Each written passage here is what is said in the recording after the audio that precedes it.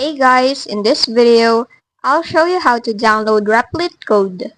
First, go and log into your account. Once inside, on the left panel, go to Apps and select the one where you want to download the code.